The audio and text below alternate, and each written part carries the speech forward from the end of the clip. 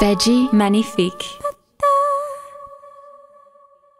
If you're an English speaker, make sure to click the CC so that you can have subtitles for this video. Bonjour, nous sommes Veggie Magnifique, le blog parisien et vegan qui vous veut du bien. Je suis Anne. Et je suis Chloé. Et aujourd'hui, nous avons un épisode très important. Avec l'aide de notre invité, nous allons apporter une réponse à l'article Mode vegan. Pourquoi il faut épargner les enfants, qui a été écrit par le professeur Patrick Tunian et qui a apparu dans le Figaro en février 2017. Alors, pour la petite histoire, en tant que maman végane, on m'a envoyé cet article, sûrement pour me mettre en garde contre les dangers du véganisme pour l'enfant. Donc, d'abord, j'étais en colère par rapport à cette provocation, mais après, j'étais surtout très inquiète de voir qu'un article aussi rempli de non-vérités sur la nutrition se retrouve dans les médias nationaux. Par la suite, on a tout de suite vu que l'individu qui a écrit cet article a des affiliations avec les sociétés agroalimentaires, mais on voulait tout de même examiner ses propos avec un professionnel de santé éclairé. Docteur Jérôme Bernard Pelé, bonjour. Bienvenue. Merci. Vous êtes donc médecin nutritionniste et membre de l'Association des professionnels de santé pour une alimentation responsable. Précisons que vous n'avez aucun lien avec les sociétés agroalimentaires. Aucun, très bien. Et que vous soutenez le régime végétalien pour tout le monde. C'est ça. Parfait. D'abord, examinons le titre de l'article. Le professeur Tunian emploie le mot « mode » dans le titre. Est-ce que le véganisme s'agit d'une mode ? Alors je pense que le véganisme est tout sauf une mode. Le mouvement a commencé après la Deuxième Guerre mondiale en Angleterre. Après, il y a de nombreuses personnes qui ont suivi ce type d'alimentation à travers le monde, dans la France. Mais les raisons pour le devenir sont extrêmement profondes. Alors déjà, c'est très lié à notre santé, puisqu'il y a des avantages à être complètement vegan pour la santé.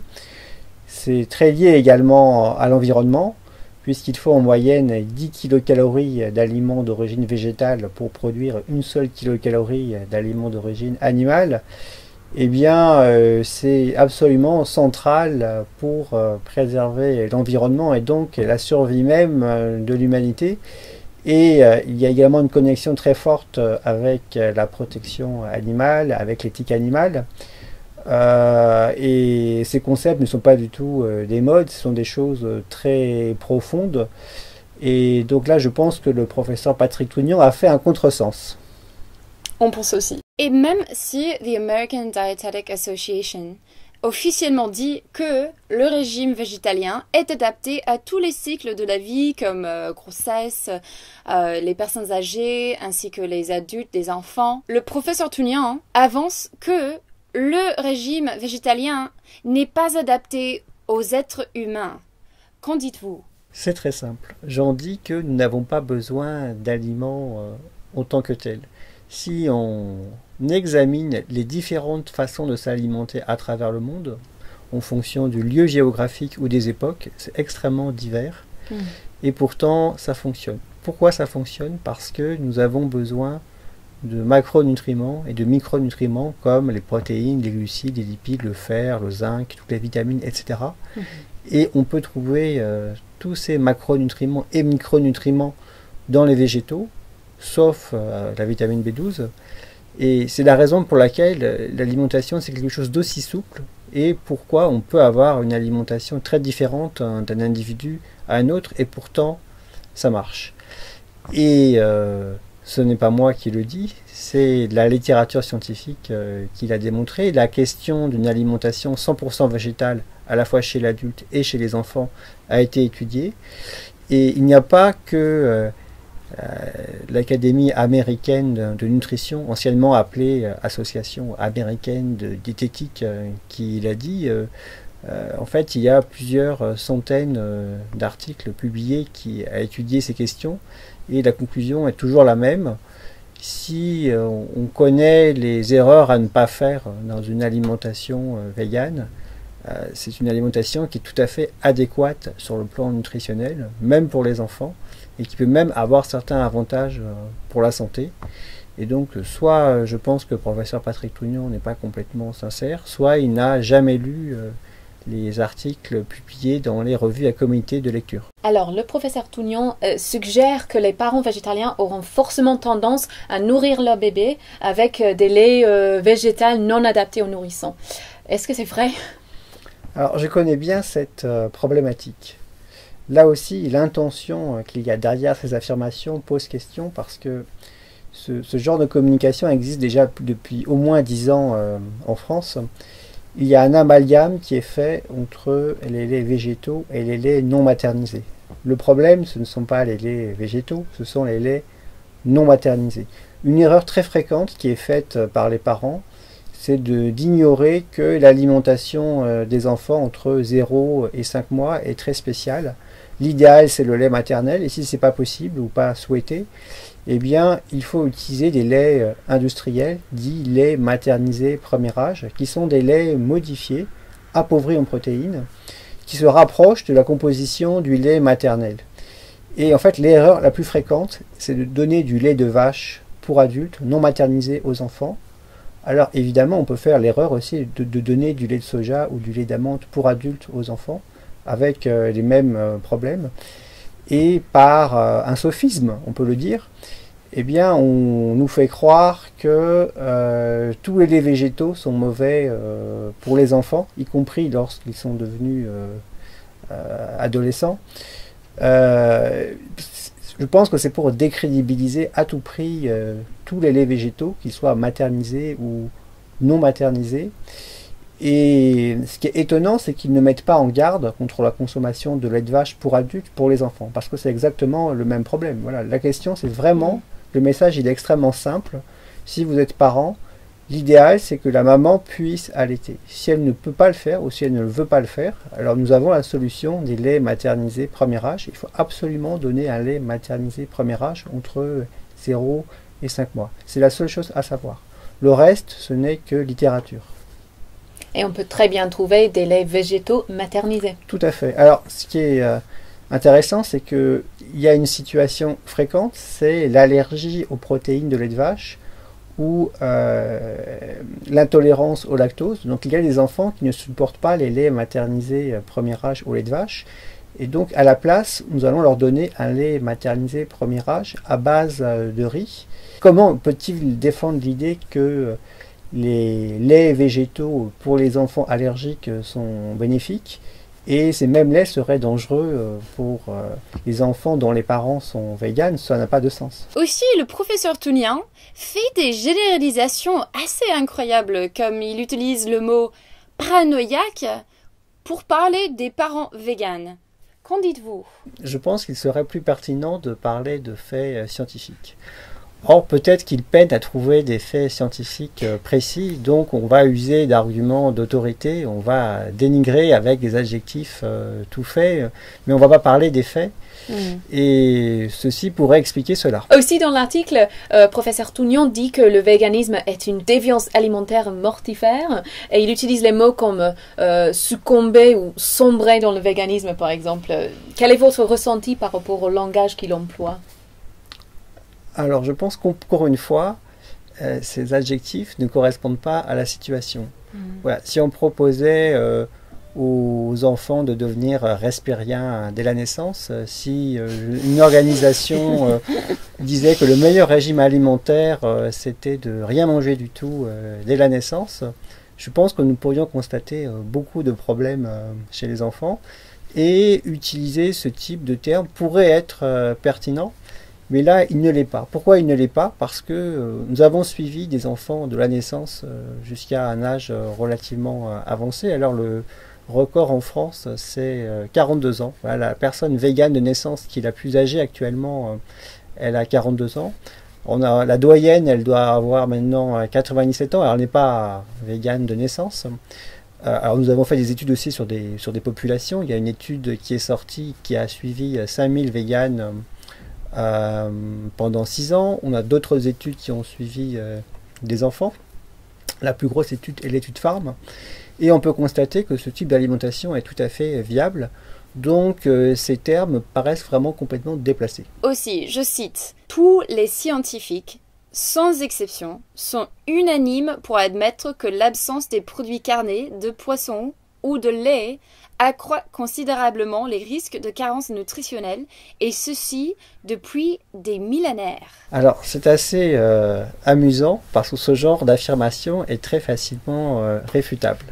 Bon, il aurait pu dire que beaucoup de scientifiques français étaient contre le végétalisme chez l'enfant, alors ça c'est vrai, mais dire que tous les scientifiques sont contre sans exception et depuis des millénaires, là, je crois que mon confrère a été très imprudent. Alors, il était très imprudent parce que la science, déjà, n'existe pas en tant que telle depuis des millénaires. Moi, j'aimerais bien qu'il me cite des scientifiques d'il y a 2000 ans ou 3000 ans ou 5000 ans. Je serais intéressé. C'est clair. Et ensuite, moi, je peux citer des noms de scientifiques qui pensent qu'une alimentation végane pour un enfant est pertinente. Alors, bon, déjà, il y a moi-même en France, c'est déjà ça. Et dans les pays anglo-saxons, ils sont nombreux. Alors, il y a le docteur Neil Barnard, il y a le docteur Greger, et un des médecins qui en parle depuis le plus longtemps, c'est le docteur Sanders, en Angleterre, qui en a parlé dès les années 70. J'ai plein d'autres références, hein. J'ai là toute une liste de scientifiques qui défendent ce type d'alimentation pour les enfants. Le fait de dire que tous les scientifiques sont contre, c'est de la pure désinformation. C'est ça, et on va mettre des liens donc dans les commentaires pour que vous puissiez faire vos recherches aussi. Alors, le professeur Tounien est ouvertement affilié à des filières bovines ainsi que les compagnies comme Danone et Nestlé. La question que j'ai envie de poser, c'est est-ce qu'il a le droit de s'exprimer sur la nutrition dans les médias internationaux alors qu'il est clairement biaisé? C'est pas un conflit d'intérêts? Si, bien sûr. Alors, je pense que si on interprète la loi de manière stricte, il n'en a pas le droit. Alors, j'ai apporté un exemplaire du code de déontologie médicale. Alors, je l'ouvre. Je vais directement à l'article 5. Article 5. Le médecin ne peut aliéner son indépendance professionnelle sous quelque forme que ce soit. Alors, nous avons aussi la loi Kouchner de 2002. Donc cette loi qui a été votée en 2002 dit clairement que tout professionnel de santé qui s'exprime dans les médias ou qui s'exprime lors d'une formation, lors d'une conférence, doit déclarer tous ses conflits d'intérêts avant de prendre la parole. Donc là, je pense que clairement, ces deux législations n'ont pas été respectées. Alors après, bon, je ne veux pas stigmatiser particulièrement le professeur Patrick Tounien parce que c'est tout un système. En fait, je serais bien incapable de citer plus de 5 nutritionnistes qui passent régulièrement dans les médias et qui n'aient pas de conflit d'intérêts avec l'agroalimentaire. Alors c'est très choquant, c'est très choquant. Enfin moi-même, lorsque j'ai voulu devenir nutritionniste, j'ai cherché une formation à Paris, j'ai voulu m'inscrire à un diplôme universitaire de nutrition afin d'être qualifié dans ce domaine. Et en fait, je n'ai rien trouvé qui soit indépendant de l'industrie agroalimentaire. Et lorsque j'ai suivi ma formation, pour l'un des cours, c'est carrément un employé de Danone qui est venu faire un cours. Alors sachez que ce genre de système, ce n'est pas l'exception. Le conflit d'intérêts, c'est la norme. Et c'est très très difficile de trouver en fait des professionnels de santé d'assez haut niveau. Alors bon, bien sûr, le médecin nutritionniste de base ou les diététiciens, bon, la plupart n'ont pas de conflit d'intérêt. Mais ceux qui ont de l'influence, qui écrivent dans les journaux, qui passent à la télévision, qui sont professeurs de nutrition, la plupart ont des liens d'intérêt avec plusieurs industries agroalimentaires. Alors c'est pas simplement Danone ou Nestlé, mais c'est aussi Coca-Cola, c'est aussi Mondelez, c'est aussi McDonald's, etc. Et c'est étonnant la corrélation en fait entre ce que certains médecins peuvent dire et puis, comme par hasard, l'intérêt qui est défendu avec tel et tel industriel. On a l'impression que leur discours n'est pas un discours scientifique, mais plutôt un discours commercial. Voilà, ce sont les règles du jeu, c'est triste, mais c'est ainsi. Et les gens donc chez eux qui regardent ça, qu'est-ce qu'ils sont censés faire donc s'ils peuvent pas croire, se confier à ce qui est répandu dans les médias, qu'est-ce qu'ils sont censés faire? Ce qui est triste et ce qui est difficile, c'est que je ne connais pas vraiment de source d'informations 100% fiables.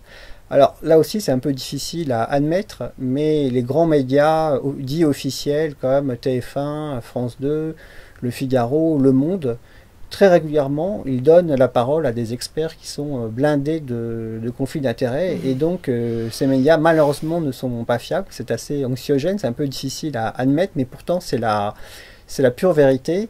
Ce qu'il y a de plus fiable, alors ce n'est pas parfait, mais ce qu'il y a de plus fiable, ce sont les revues scientifiques à comité de lecture, et encore, parfois certaines peuvent se faire influencer ou acheter. Il y a parfois certains articles qui sont extrêmement étranges, mais c'est ce qu'il y a de moins corrompu. Alors après, évidemment, lorsqu'on est un simple citoyen, ce genre de revue est assez aride, c'est en anglais, c'est un langage assez complexe, etc. Je n'ai aucun lien avec eux, et d'ailleurs je n'ai rien écrit pour ce site, mais je pense qu'un site internet comme lanutrition.fr est l'un des plus indépendants. Il n'y a pas de financement du tout par l'industrie agroalimentaire. Ça peut leur arriver parfois de se tromper ou de dire quelques approximations, mais globalement c'est de bonne qualité scientifique, et c'est une des rares sources d'informations qui soit complètement indépendante de l'industrie agroalimentaire et qui est en même temps facilement compréhensible pour le grand public. Alors, docteur, d'après vous, est-ce que les médecins sont qualifiés de par leur formation de donner des conseils nutritionnels aux parents, ou est-ce que les parents devraient s'informer eux-mêmes? Alors, je suis très heureux de répondre à cette question très sensible. Voilà. Alors, là aussi, ça peut paraître étrange, mais il n'y a pas réellement de vraie spécialité de nutritionniste en France. Il faut savoir que lorsqu'on fait ses études de médecine, les 6 premières années sont en commun, et à partir de la 7e année, nous choisissons une filière. Médecine générale, ORL, pneumologie, hématologie, etc. Eh bien, vous n'avez pas de filière nutrition. Ça n'existe pas. Donc vous devez d'abord choisir une autre spécialité, par exemple médecine générale ou gastro-entérologie. Et une fois que vous avez fini votre spécialité, vous pouvez éventuellement soit faire un DESC, ça s'appelle un diplôme d'études spécialisées complémentaires, qui est très fermé, il y a très peu de postes, c'est extrêmement difficile de pouvoir s'y inscrire. Ou alors vous faites ce qu'on appelle un DU, un diplôme universitaire, qui est une formation peu approfondie, complémentaire, sur 1 ou 2 ans, qui vous permettent d'obtenir un diplôme en nutrition. Mais c'est une formation qui est non seulement très peu approfondie, mais en plus elle est très liée à l'industrie agroalimentaire le plus souvent. Et donc dans le cas général, les médecins ne sont pas du tout formés en nutrition. Moi-même, je viens de la faculté parisienne Necker, qui est maintenant devenue la faculté Paris 5, et j'ai pas le souvenir d'avoir eu la moindre heure de formation en nutrition. Donc nous avons des modules de, par exemple, psychiatrie, modules de cardiologie, etc. Donc tous les médecins, même s'ils vont faire une filière très spécialisée, quelqu'un qui va devenir psychiatre, par exemple, il va être obligé de valider un module d'orthopédie, un module de gynécologie, etc., même s'il en fera pas du tout plus tard. Par contre, rien sur la nutrition. Alors, on peut être amené à parler un tout petit peu de la nutrition lorsqu'on parle de cardiologie, lorsqu'on parle de diabétologie, etc., mais c'est extrêmement succinct, c'est très insuffisant.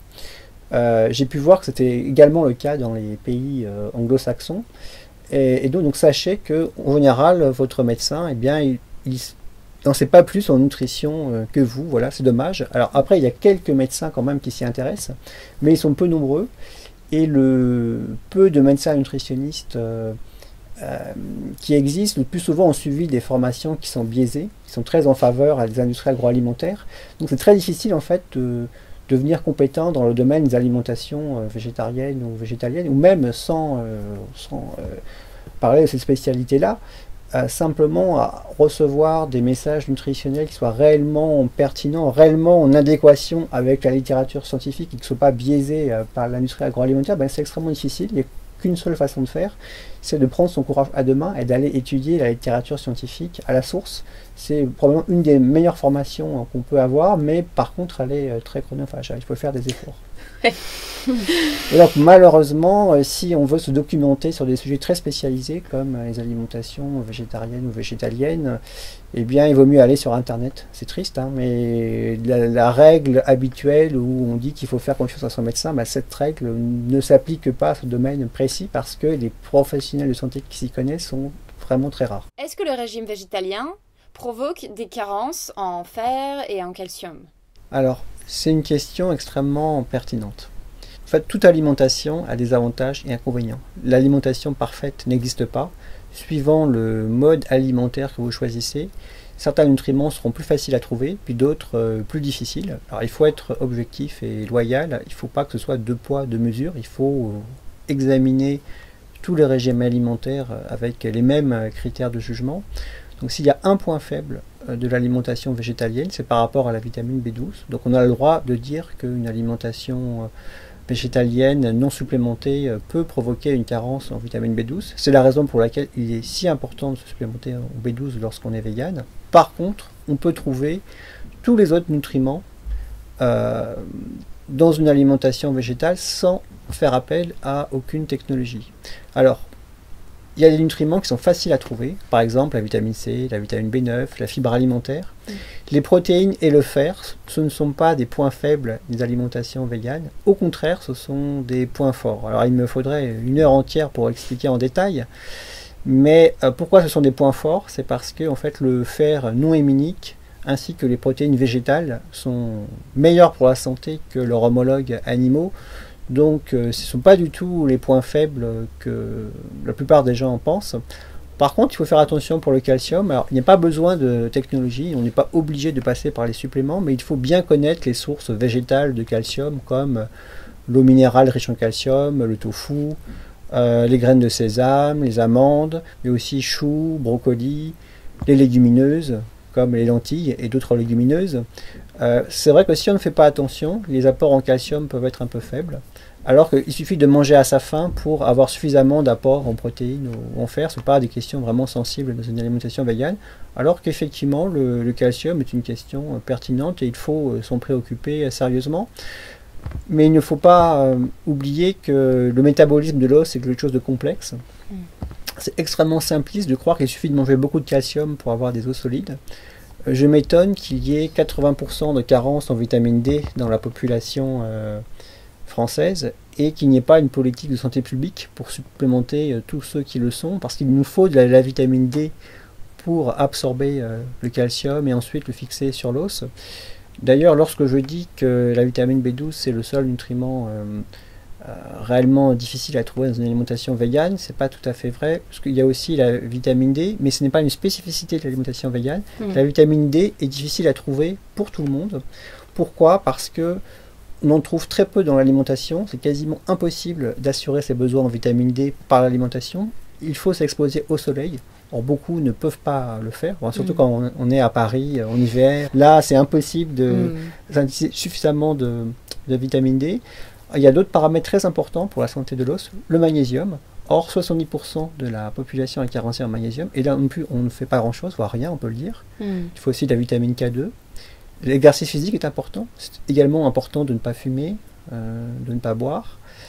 Et tous ces paramètres, on les oublie. On fait comme s'il n'y avait que le calcium qui était important pour la solidité des os. Ce n'est pas du tout scientifique. C'est clair. Alors, du coup, quelle est votre opinion, docteur, sur le régime traditionnel français qui contient beaucoup de produits d'origine animale? Clairement, l'alimentation traditionnelle française n'est pas du tout optimale pour le métabolisme. Non seulement nous sommes allés trop loin dans la quantité de produits d'origine animale consommés, mais aussi la qualité de ces derniers a baissé, puisque l'alimentation des animaux a radicalement changé. Maintenant, la viande, les œufs, les produits laitiers sont déficitaires en oméga 3, alors que ce n'était pas le cas il y a un siècle. Mais il y a aussi un déferlement de produits raffinés, par exemple le riz blanc, le pain blanc, les chips. Tout ce déferlement d'aliments qui ne sont pas sains pour la santé provoque des problèmes de santé, donc le raccourcissement de l'espérance de vie, des cas de diabète, d'hypertension. Il y a eu une forte augmentation des maladies cardiovasculaires qui sont très liées à la consommation de produits d'origine animale. Également une explosion de cas d'obésité qui ne sont pas simplement liés à la consommation de produits d'origine animale, mais aussi très liés à la consommation de sucre raffiné. Également le fait de consommer des pommes de terre souvent. Les pommes de terre frites, par exemple, c'est quelque chose qui a tendance à faire grossir. Et en plus, il contient des acrylamides, qui est un composant qui est cancérigène. Donc, on ne peut pas dire que la nouvelle alimentation traditionnelle depuis les années 60 soit optimale pour le métabolisme humain, loin de là. Et pourquoi pensez-vous qu'il y a un tel manque de médecins en France qui soutiennent le régime végétalien? C'est extrêmement simple à comprendre. Déjà, il y a très peu de médecins pour faire de la nutrition tout court. Donc déjà qu'il n'y a pas beaucoup de médecins nutritionnistes, le peu de médecins nutritionnistes qu'il y a, on va leur apprendre d'emblée que le végétalisme est très dangereux. Alors je peux témoigner, lorsque j'ai passé mon diplôme interuniversitaire de nutrition, on m'a montré une photo, c'était le scanner d'un bébé végétalien, on voyait le cerveau tout atrophié. On disait voilà, si vous proposez le végétalisme à des enfants, voilà ce qui va arriver. Et en fait, ils ont monté en épingle un cas de carence en vitamine B12. Alors c'est vrai que si on fait n'importe quoi, si on oublie de supplémenter en vitamine B12 les enfants véganes, il peut y avoir des conséquences graves. Et je l'ai toujours dit, j'en parlerai toujours. Mais une fois qu'on fait ce qu'il faut, c'est une alimentation qui est tout à fait défendable. Le problème, c'est que c'est ce qu'on a appris aux rares médecins qui s'intéressent à la nutrition. Donc c'est une véritable prison mentale qui a été construite autour du cerveau des médecins. Et pour arriver à percer cette prison mentale, c'est extrêmement difficile. Il faut y consacrer beaucoup d'énergie. Il ne faut pas avoir de préjugés. Si on a ce préjugé que c'est très dangereux, on ne va pas consacrer du temps à lire la littérature scientifique pour voir ce qu'il en est vraiment. Et pour conclure, nous, quand on a lu cet article, on a trouvé que le ton de professeur Tournion était extrême. Et nous aimons interpréter ça comme une tentative désespérée des sociétés agroalimentaires de résister à l'essor du mouvement vegan. Êtes-vous d'accord ? Tout à fait. Alors, ce que je pense, c'est qu'il y a un intérêt pour le véganisme qui est très puissant dans beaucoup de pays. Et que ça devient indéfendable de dire que le véganisme pour les enfants c'est très dangereux de ce côté de la Manche, et puis de l'autre côté de la Manche, là le véganisme est très bien pour les enfants. C'est pas possible, c'est une position qui est complètement ridicule.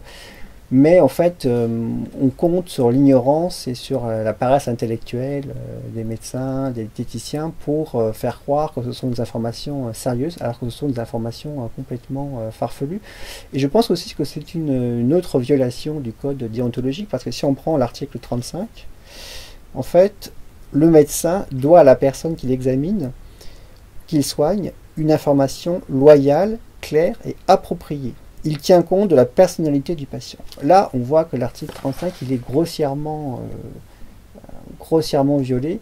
C'est au médecin de s'adapter aux convictions du patient et c'est pas au patient à s'adapter aux convictions du médecin. Alors bien sûr, si ce que souhaite le patient est complètement délirant et vraiment réellement très dangereux, objectivement, c'est du devoir du médecin effectivement de le mettre en garde. Mais à partir du moment où ce que souhaite le patient est raisonnable, un médecin n'a pas à imposer ses vues industrielles en faisant fi des convictions profondes du patient. Oui, et c'est au médecin de s'informer auprès des études non biaisées sur la nutrition. Tout à fait. Nous voulons vraiment vous remercier pour cette information. Nous avons beaucoup appris et beaucoup apprécié cette interview avec vous et merci vraiment d'être venu sur Veggie Magnifique TV. Oui. Merci, je vous en prie. Et donc, n'hésitez pas à visiter le site de l'Apsares où vous trouverez une liste de médecins spécialisés dans la nutrition qui n'ont aucun lien avec les sociétés agroalimentaires, à qui donc vous pouvez faire confiance. Avez-vous apprécié cette vidéo? Si oui, merci de nous donner un coup de pouce ainsi que de la partager avec vos proches et vos amis pour les informer sur ce sujet très important. Si vous avez une question sur l'alimentation végétale pour les enfants ou une autre question, merci de la laisser en bas. Nous sommes donc Veggie Magnifique, le blog vegan et parisien qui vous veut du bien. Et on se voit la semaine prochaine. Au revoir. Au revoir.